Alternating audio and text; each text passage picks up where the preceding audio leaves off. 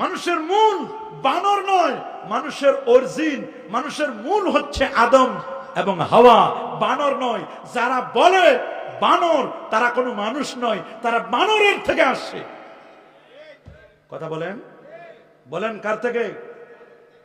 নাউজুবিল্লাহ, মাআযাল্লাহ। এই কথা বলতে পারে ওই সমস্ত ব্যক্তি, ডক্টর জাফর ইকবাল, এটা গোগলসোর বিজ্ঞানী। আপনাদের প্রোডাকশন নাকি? এই যে ডাক্তার জাফর ইকবাল, মনে হয় সিলেট কি চিটাঙ্গের মনে হয়। যাই হোক, উনি কিন্তু এই বইগুলো লিখে সমালোচিত হয়েছে।